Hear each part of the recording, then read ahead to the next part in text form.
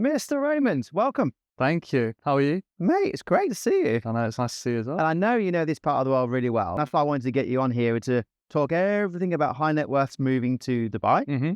I know it's one of your fortes. Mm-hmm. And I know you're a big fan and you do a lot of execution when it comes to penthouses, the big 4 beds, the big 5 bed. Yeah. I know you might have a little gem for us to have a look at if that's possible. Let's see what we can do. All right. So for all the viewers out there, we're going to delve into, why Dubai is moving in the right direction, why high net worths are moving here, and a little hidden fact you don't know about Mr. Raymond here. Your last career, tell everyone. Yeah, so I spent 12 years in investment and wealth management. And you still got your hair. Yeah. Exactly. Is there?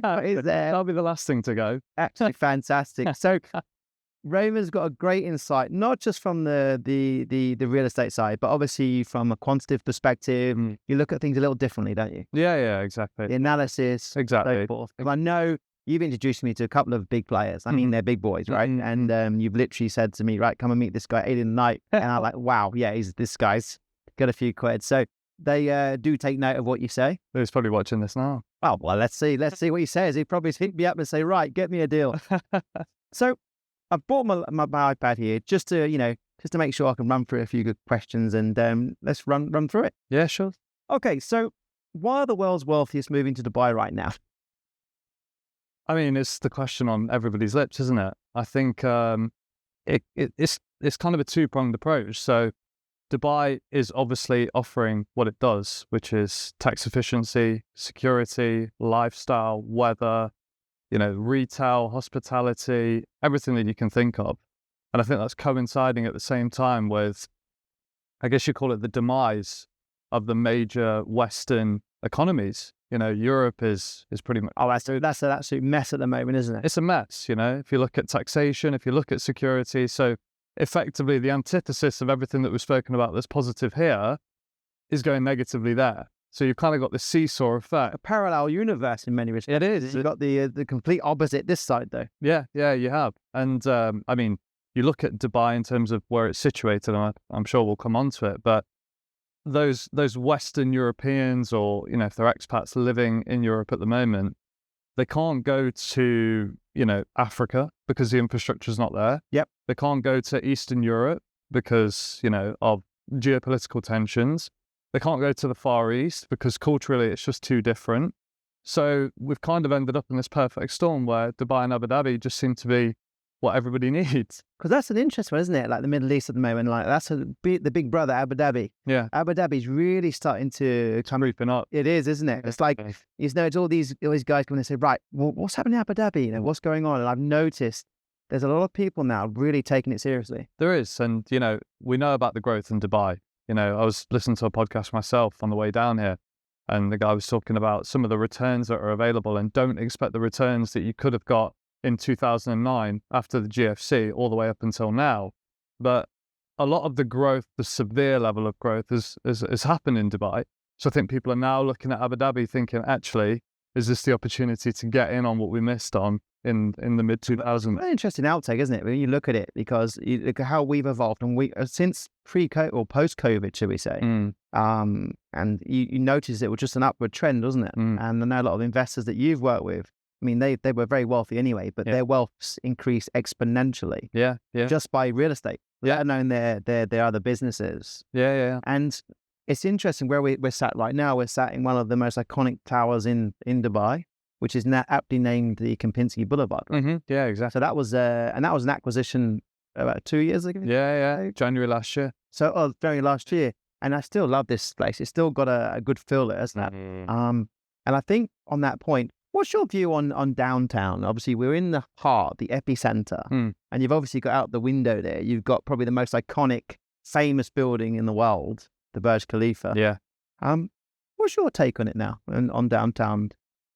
Downtown's an interesting place. I mean, if you rewind 10 years ago in Dubai, I think you'd have people sat in two camps. They'd either go to the Palm, or Emirates Hills, that kind of area, or they're going to go to downtown. And there was kind of nothing really in between, both on the coast and inland. So I think downtown used to be a very popular spot. I still think in many ways, because it's so iconic, there's always going to be a certain demographic that want to move to downtown. But I mean, but again, we'll probably get into it, but in terms of the ultra high net worth segment, there's very little supply here in terms of what's actually available to them. Because I was going to ask you that, because obviously you look around, you've got these beautiful skyscrapers and a lot of well-known brands, branded residents, unbranded. Yeah. But it's still a big pool, especially for the DIFC guys, you know, your bankers, you know, and especially the fund managers and so forth moving in now. And that's another level, isn't it? Which buildings, and you can name a couple for the viewers, where you see there's an added benefit, there's a USP, something that you say, if I've got a high net worth client and I'm, you know, Raymond, I've got 50 million dirhams to spend downtown, not a villa, I want an apartment, I want the concierge, everything. Where would you advise them to go, and what would be the reasons for that? Look, I think the number one building probably in downtown as we record this today is Il Primo, for a multitude of different reasons, but you get all those benefits that you just talked about, but you know, you've only got 100 odd units in the building. 100 units in total. In total, across 72 floors. And what's the unit mix? It's 4 beds and 5 beds. So it's purely, it's for that clientele. It's just for that clientele. So when you look at the ultra high net worth and high net worth community, they want privacy, they want confidentiality. They don't want to have to get into a lift and, you know, they're getting into a lift where somebody owns a studio in that building. Yes. They don't want a lot of density. You know, they want that private element, that exclusivity. And as well, you know, you got to think about when you use the amenities, you know, you go down to the pool, is there 200-300 people there, kids screaming, everybody running around? That's a killer for me. You need to have, and especially as ultra net worth guys, I mean, some of them won't even use the pool. No. Because they're too busy. Yeah. Literally flying on their private jet or somewhere else. Yeah. Right? Yeah. We know a couple literally just go, right, I'm off, bye. Then they come back. And I think the amenity factor, especially in like high rises like this, it does play a massive part, doesn't it? It does. And one thing about Il Primo, which is also the case with Kempinski, the Boulevard, where we are today, it's on that first line, what we call in downtown the first line. So you will always have unobstructed views of the Burj Khalifa, the fountains, you know, you've got the sunrise coming up behind us there. Nothing can ever be built in front of it. So that's key, That's isn't key. it? Because we all know that, you know, we're in a wonderful place. The city's in the last 20 years grown exponentially. Yeah. There's always that thing when you buy a property, is a piece of land. Yeah. Are they going to build? The chances are they will. Yeah. But when you have it's like Central London, Zone 1. Yeah. Zone 1, you literally, that's the prime real estate, right? Yeah. Yeah. And I think that Il Primo is directly, it's the Opera District, correct? Yeah. It's the Opera District, which is phenomenal. Yes. Yeah. And what's the sort of price points there now? Like price per square foot there, what are they trading at roughly now? They're not bad relative to other luxury residences in Dubai. So you're looking at about 6K per square foot. So see, that's pretty reasonable. It is pretty reasonable, but obviously everybody sees the headline price, 35 million. They go, oh, that's a bit top heavy. But actually the 5,500 square feet, the 4 beds, and the 5 beds are 11.5. So we're talking about big spaces. Punchy space. I mean, we're talking the same size as villas, aren't we? But in the sky. Yeah, villas in the sky. I think there's two types of buyers here. I was going to bring it to that because you've got a lot of your high net worth. So obviously not all will want penthouses and apartments. Some will want to diversify. And I know like at Eden, for example, you're very strong in a lot of the high net worth sectors, villa communities, Emirates Hills. I think notably you've just transacted one like a record transaction, correct? Yeah, the second highest ever. How much was that? That was $71 million. $71 million. That's Beverly Hills territory, isn't it? Oh yeah, absolutely. So that just underpins where Dubai's going. It's ultra high net worth coming here, and this roots back to your previous, if you like, role in analysts and investment banking. How have you seen like taxation and like wealth management and people with money? What is that's obviously a massive pool coming here, right?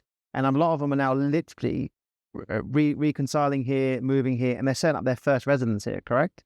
They are. I mean, tax will always be the biggest driver for the ultra rich. Yeah. I think the one misconception that everybody has about ultra wealthy individuals is that they're bothered about taxation, but in reality, they've got structures in place that have mitigated tax from years ago. That's the irony. That's the irony. You mitigate. So they've got trusts, they've got offshore companies set up, they've structured things in a certain way, which has actually allowed them to accumulate that level of wealth. But what I find interesting now is the taxation issues that we're seeing in Europe, along with safety, etc., it's actually driving the middle class here. Well, that's an interesting topic because we talk about ultra high net worth moving, especially spending, upwards of like 5-10 million US dollars, which is still a lot of cash, a lot of money. You can get a lot of stuff elsewhere in the world for that. But the value propositions here, and I think the middle classes have pretty much had enough. They want their kids to go to good schools. They want access to good doctors, good hospitals. And that's one thing the UAE has done exceptionally well. They've underpinned the infrastructure with all these fantastic services. So yes, you do pay something. You don't pay a tax per se. There is the 5% VAT, 9% corporation tax. But I think if you spoke to any high net worth individual that has a business, has a company, and I suppose that's why a lot of the big fund managers are heading towards ADGM. That financial district is growing exponentially. I know in the news recently, they've just announced record licenses being given. DIFC 2 is obviously going to be coming online.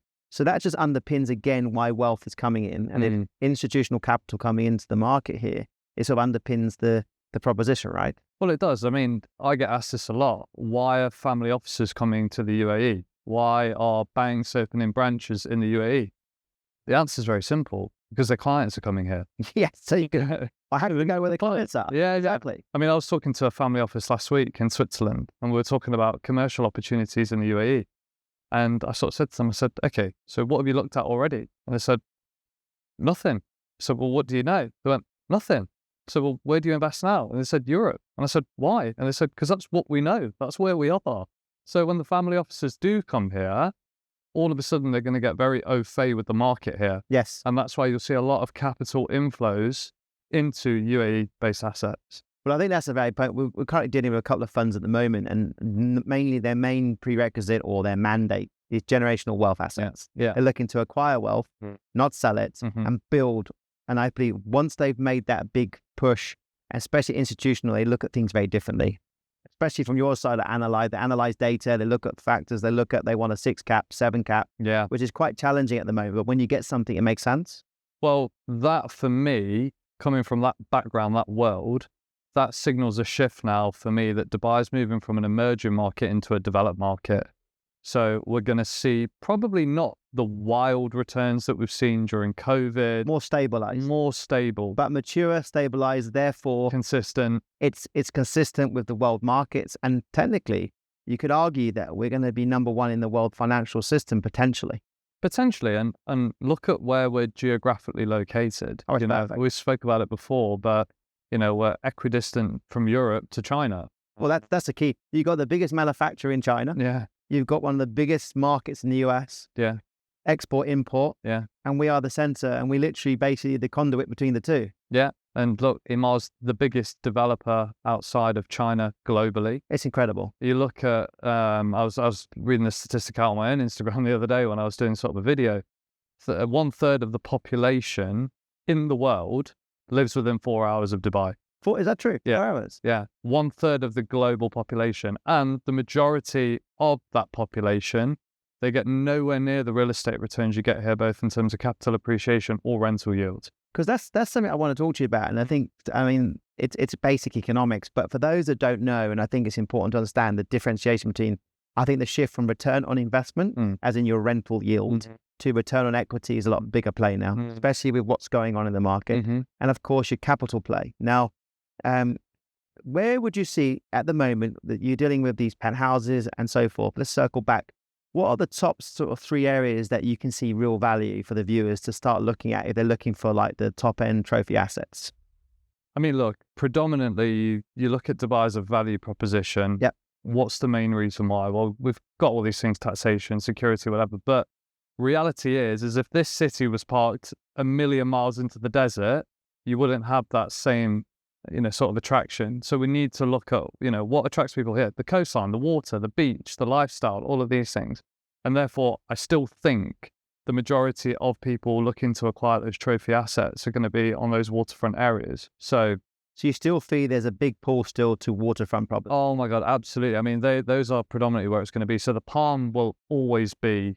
Oh, no doubt. And to a certain demographic of people, I'm talking Russians, Ukrainians, Eastern Europeans, they will say, I want the Palm, and that is it. Nothing. We all know those clients, they're very stick on what they want. Unless you show them something that's a curveball.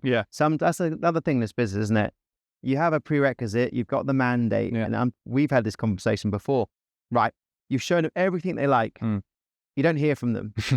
Then they come back, oh, hello, I bought something, where'd you buy? And it's literally the complete flip from what you are. But that's the beauty of this business, isn't it? Yeah, exactly. The diversification. Yeah. Like, you get these beautiful villas now, Barari now, which are circa 7,500 million now, which are phenomenal, like 28,000 square foot. It's like the new Emirates Hills, but with Bali-esque Singaporean vibe. Yeah. And I think you just see a shift of the wealth migrating there. Yeah, you do. They like the next best thing, don't they? Yeah, they like it. It's like, that's new, it's sexy, let's go for it. And I think that's what we're going to see with the canal. You know, Dubai Water Canal is somewhere that the last couple of years has grown in profile massively. Talk about that, because you can educate me a little bit. I'm not too au fait on the canal. I know some great brands have gone there. Mr. C, you've got Four Seasons, and a plethora of different options. Yeah. Why has that become very attractive all of a sudden? Because it wasn't on the radar for a while, was it? It wasn't. And obviously, you know, that kind of Jumeirah area that sits behind it is still completely GCC. So it's very interesting as to why that area has developed the way that it has.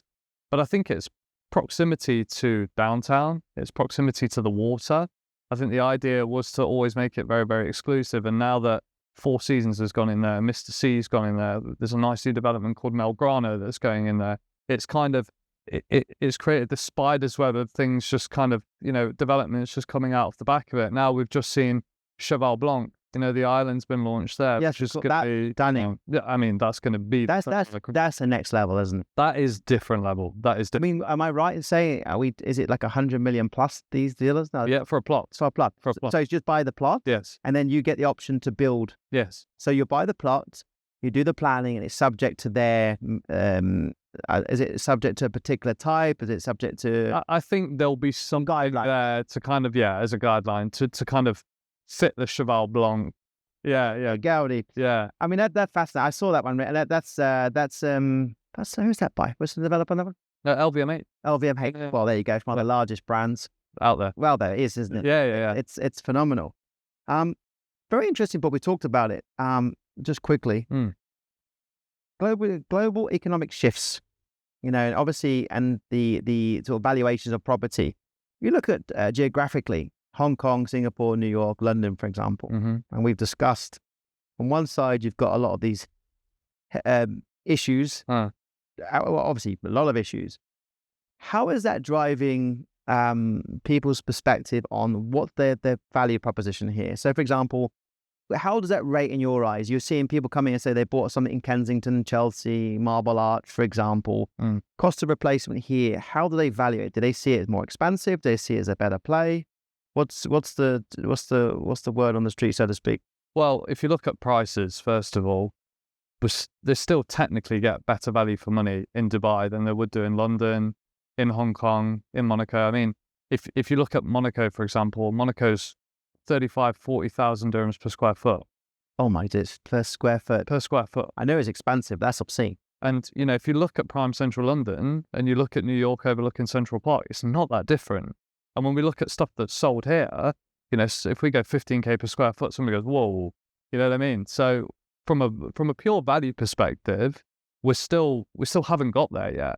Now, even if we get to on par with those prices, then you look at everything else. So, you know, we speak to a lot of clients that are moving from the UK at the moment, well documented. If they want to wear their Patek Philippe Nautilus out in Chelsea or Knightsbridge, they can't do that. No, you get a scooter, crack on the head, and that's it, done. They can't do that. If they want to drive their Ferrari and leave it on the side of the street when they go into Novikov or Berkeley Square, or it might get nicked. You know what I mean? So even if we were to be at the same level as those prices are, you've still got all of these fringe factors which compound into Dubai just being simply a better place to live. And I think, you know, I look at some of my clients who are really wealthy. They just enjoy life here because they're relaxed. I think the other thing as well, if you've got kids, your family, like you mentioned, your wife, they can walk on, they can literally go out a place you don't feel there's any issue. I think that's a massive pull, and it goes. Oh, I mean, let me ask you this as a question. If you didn't have to think about security every day, and if you didn't really have to think about what you needed to wear every day because of changeable weather, how much stress would that take off your... That's a really good question, because it just simplifies it, doesn't it? Yeah. Because pretty much 365 days sunshine. Yeah. We do get the occasional rain, obviously. And a lot of heat. And a lot of heat. Oh, it's been pretty tough. September humidity is a tough one. Yeah. But no, I agree with that. And I think that's why a lot of people are driven to come here for that reason. I mean, you just simply have more mental capacity to think about the things that matter to you. You know, for example, if my partner is walking down the street at 11 p.m. at night, I don't have to think, right, where do I need to pick her up from? Where do I need to drop her off? She needs to turn her location on her iPhone. I need to make sure she's with friends. I need to check the venue. You haven't got the Apple tag on her, have you? We were talking about that earlier, actually. It's a bit funny. So you haven't got to think about those things. And then, like you said, with the weather, do I take a coat today? Do I put a hoodie on? You know what I mean? It's simple things, but they do affect lifestyle. No, it's very interesting you look at it. You break it down in very simple terms, I think, with Dubai. And I especially when in our side of business, very question oriented, as you well know, you know, there is a different side of life, not just from them characteristics, but I think a lot of people, which I'll come to now, is that how have you found, like, a lot of people just see there's a line, there's the water, there's the beaches, which is fabulous, and it's the 5-star, but there's a different side of Dubai if you go a little further, like 15 minutes in, if you wish, with like a grid system. How have you found, like, are people more, especially the high net worths, are looking for more privacy like that? Do they tend to go to these more urbanized areas?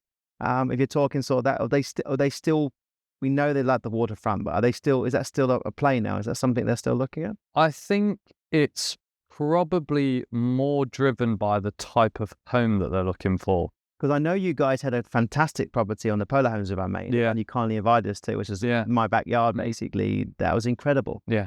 And that sold for about 60? I think so, yeah. So that was a record transaction. Yeah. I mean, Barney had as a record 60 mil transaction, which was a record for Polo Homes. It just goes to show that there's still value in their markets, right? Well, yeah, I mean, if you think about what Polo Homes represents, I mean, first of all, the space of that villa, it was 2 villas combined. It was insane. So it was massive. But then if you look at it, it was, you know, backing onto the polo field. You know, you're not going to get a polo field on Palm Jumeirah on one of the fronts. That's what I mean. I can see a shift. I've said this for a long while, and that's a very good subject. That's why I brought it up. The equestrian market here, you know, we have a sports team, Sports Oz and so forth, my wife, and it's going exponentially well. That the amount of people importing horses here, number one, has gone up tenfold. I'm not sure the numbers. High net worth families are relocating for various reasons from Europe. They're bringing their horses, their family, their polo teams, whatever here. And I do think there's a big market now. If you look at Jumeirah Golf States too, for example, Russell, you've got Emar Grand Polo. The common theme now is equestrian. And I think the equestrian, like we say, the sport of kings. And if you look at that involvement, that I can see a big shift. So for the alternative investment for high net worths is that there's an equestrian element. If you look in Abu Dhabi now, they recently launched one. I'm not sure the name, but it was for the local market, Emiratis, and you could literally buy it. It would be a fully established riding school, equestrian facility.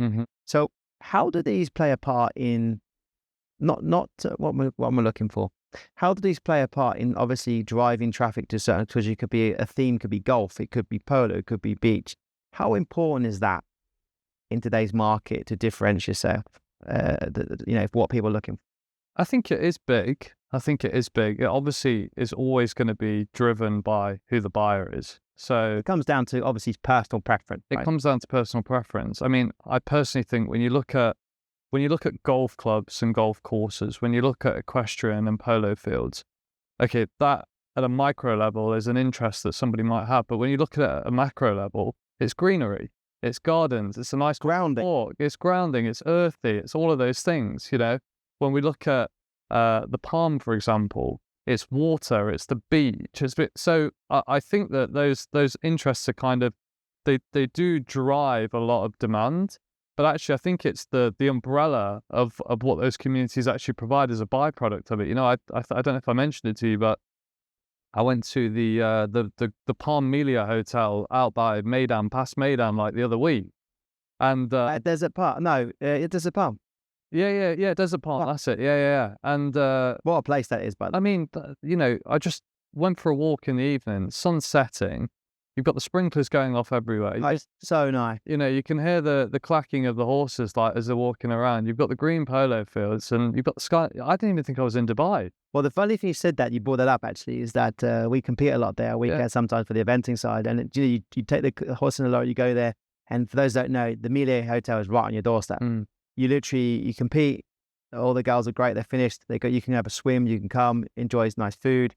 and it's top end. But like you've mentioned, it's just such a nice vibe. And if the polo's on, it's even better. You can grab a glass of sangria, watch the polo, and you're vibing. And I think that's something that Dubai, not everyone understands, is that we have a wonderful life away from all this sometimes that sort of moves back into that sort of like DNA, your feet grounded and keeps you sane.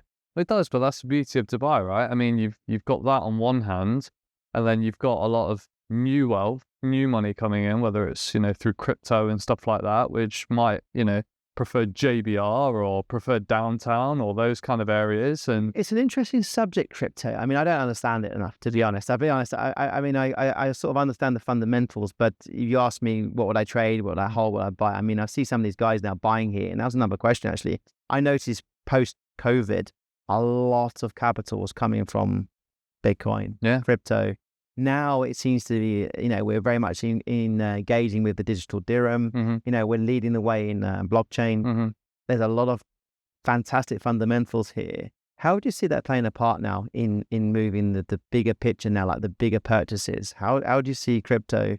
So like, it's just going to get more and more prevalent, to be honest. I mean, if you look at the crypto narrative and where Bitcoin, for example, even though the whole cryptocurrency space is much more than Bitcoin, it could still do 10 times its value of what it is today.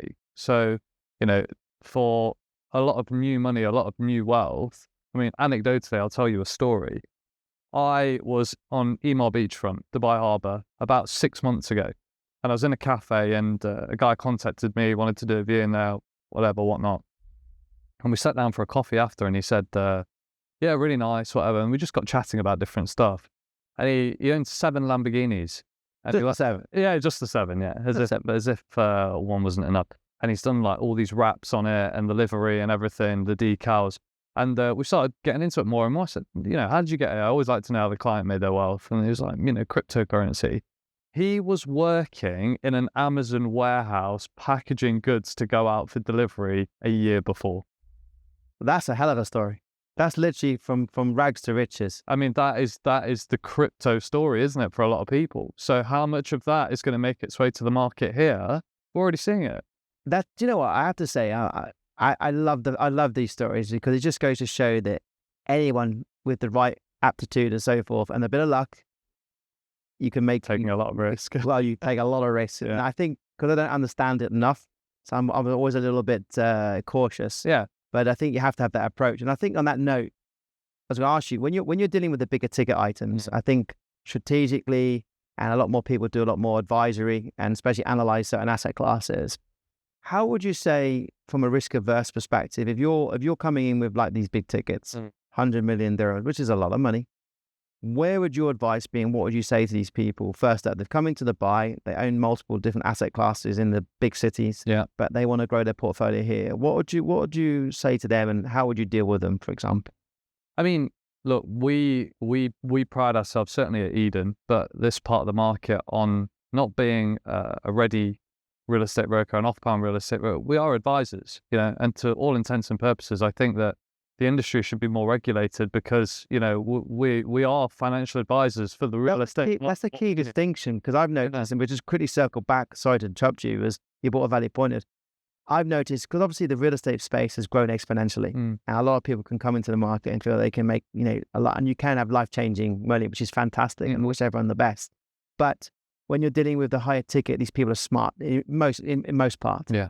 And I think the basic requirement is you have to listen, understand, and at least, it's not a case of under promising, over delivering. It's you want to make sure that you can deliver what you say. Yeah. How much do you think now, with the market's changing, and you can see the market changing a little bit here, how much do you think, going back to your question, how much do you think that people are really looking out for advisors now as opposed to just brokers? A lot. I think we're still in that phase where relationships are very transactional for a certain part of the market. I don't like to put brokers, out in the middle of the stage and say, they've done bad or whatever. But, there are always going to be those brokers that... Your top, middle, bottom, basically. Yeah, exactly. And you kind of middle and your bottom are always going to prioritize what they can make. And unfortunately, you're always going to have clients here that are buying the property for the first time. they might get hoodwinked. They don't know what they're getting themselves into, whether it's right or wrong. But certainly when it comes to our types of clients, they've been there, they've touched it, they've felt it, they've smelt it. Do you know what I mean? So they know what they're doing. Smelt test. Yeah. So going back to your original question, if you've got 100 million that you're deploying here, I'm not deciding what you do. You're going to tell me what you want. You know what I mean? It's not me going, right, Martin. So what we're going to do is we're going to buy a bit in downtown. We're going to go over to Jumeirah Bay. Then we're going to go to the Palm, and then we're going to finish up in the marina. No, it's right. Okay. So what are you looking to do with this money? What do you have in mind? And the common misconception with ultra high net worth individuals is, I've got 100 million. Right, let's scatter it all. Where do I deploy it to get max value, basically? Yeah. It doesn't quite work that way. No, because, you know, a lot of people look at these trophy assets that are 100 million, 200 million, 300 million in some cases, and they go, why are people parking money in there? But there's two critical factors to it, maybe even three. One, it's a trophy asset. So it reflects to a degree who that person believes themselves to be. Second of all, they don't want the admin headache of dealing with 25, 35, 45 title deeds. It's annoying for them. And thirdly, you'd be surprised at how recession-proof those types of assets are, even more so than your one beds and your two beds, because actually your market for that type of penthouse are the ultra-rich. So actually, during a recession or a downturn, whatever it may be, those individuals are always going to have the money and they're always going to have the ability to pull the trigger. You know, it's a bit like when you play poker, the big stack bully. They've got all the chips. They can just keep bluffing, wipes everybody else out, and they just accumulate more and more. You know, wealth is a zero-sum game. While the majority of people lose, the minority of the wealthy get wealthier. So these recession-proof kind of trophy assets, they are exactly that. And I think I've seen in, like, you got the off-plan market and you obviously got the ready market, but how are your, because there's a good correlation here. How are you finding the fact that a lot of these high net, are they split between risk averse asset classes? Like looking, see, touch and feel, they know what they're buying, or they're looking for a bit more speculative sort of like purchases? Where do you see the next 5 years going? And that, especially for this level of buyer, so to speak. So for those looking at homes, they will always prefer to be able to touch it. Yeah. No doubt about it. They want to see what they're getting for them. It's the old-fashioned values, isn't it? Exactly. And the wife needs to approve of it. The kids need to like it, all of that kind of stuff. Rarely, very rarely, there will be a project that comes up where they go, I need to snatch that now, and I'll wait 4 years, and then I'll move into it. What does the next 5 years look for ultra-high luxury real estate in Dubai? And could we see a penthouse surpassing $200 million? So part A of the question, I think in terms of ultra luxury, I still think for that segment of the market, it's very, very undersupplied. So we talked about downtown earlier on in the piece. I think you could extrapolate that out to many different areas of Dubai.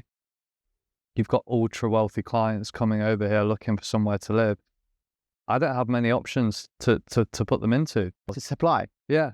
You know, 85% of supply in Dubai is apartments, but nobody talks about the fact that, I don't know, it's probably less than 10% of that that's ultra luxury apartments. So less than 10. So just use that as an analogy. So if you're looking to enter this market, which is quite saturated with your 1, 2, and 3 beds, nothing wrong with them, very nice and very smart, and they've done some really good numbers and returns.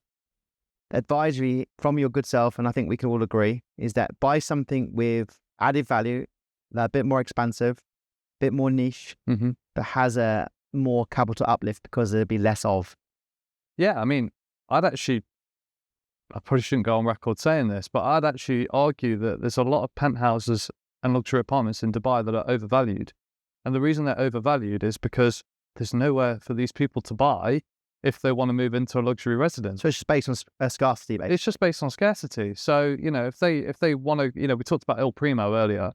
Okay, we could argue about whether Il Primo is worth the money or whether it's not. But what is a market? Well, it's what a buyer and a seller determines the fair price to be.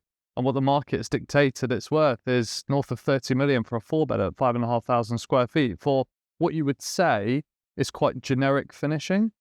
And therefore, you know, you look at it from that perspective and you go, client comes to me today you know, I've got 40 million and I want to move into downtown.